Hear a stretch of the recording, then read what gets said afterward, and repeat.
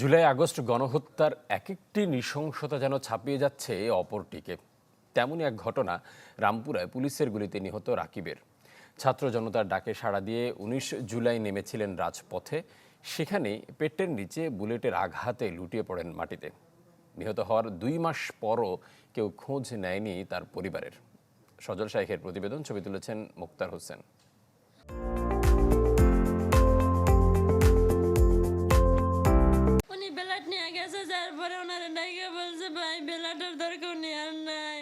ছাত্র জনতার আন্দোলনে গিয়ে আর জীবিত ফেরেনি ছেলে। শোকের এই সাগর মায়ের অশ্রু হয়ে ঝরে পড়ে। আমি তো বোঝা গেছি কে হয়েছে। উত্তাল জুলাইয়ে বৈষম্য বিরোধী ছাত্র আন্দোলনের সামনের সারিতে থাকতেন মোহাম্মদ রাকিব। শিক্ষার্থী না হলেও স্বৈরাচারের বিরুদ্ধে তার কণ্ঠ ছিল উঁচু।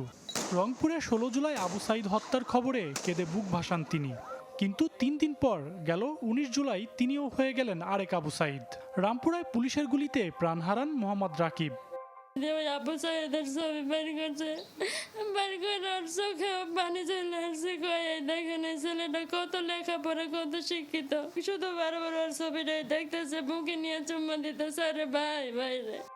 মৃত্যুর আগের দিনেও পিঠে হাতে অসংখ্য ছররা গুলি লাগে তার। পরদিন তাই বাড়ির বাইরে যেতে বারণ করেছিলেন মা। কিন্তু ফ্যাসিবাদ মুক্তির এই আন্দোলনে পেছনে থাকতে পারেননি তিনি। আমার মেয়ের জামাই দ্রুত হাইটে যেত, তোরা জিজ্ঞাসা করলাম যে রাকিব কি ব্যাপার, কই যাও, কি হয়েছে? পরে বলো যে আম্মু শোনেন নাই, রাকিব ভাই তো গুলি খাইছে। এই পরে এখান থেকে সাথে সাথে রিস্কা নিয়ে আমি নাগরিক হাসপাতালে যাই। আমি জড়ায় ধরে খালি হয় একবারে মুখে নিয়ে একসাথে হয়েছে, আদর করছি, গলায় কপালে চুম্মা দিচ্ছি।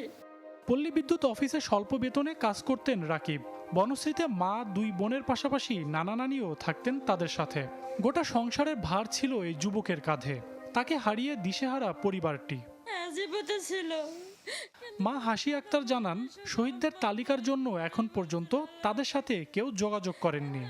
সবার কাছে একটাই আমার অনুরোধ, যিনি আমার ছেলেটাও যে শহীদ ভাইয়েরা, মুগ্ধ ভাই, আবু সাইদ ভাই, আরো কত ভাইদেরকে নিয়ে করতেছেন, আমার বাবাও যেন সেরকম শহীদের মর্যাদা পায়, এটাই আমার শান্তি। রাকিবের মৃত্যুতে এখন সংসার চালানোই দায়। ঘুরে দাঁড়াতে একটুখানি সহযোগিতাও চায় এই পরিবার। ছোটবেলায় আমার বাবা কষ্টে কষ্টে মানুষ হয়েছিল, মাত্র একটু শান্তির দিকে পা বাড়াইছিল, তাই আল্লাহ নিয়ে গেল। সজল শাইখ, চ্যানেল 24, ঢাকা।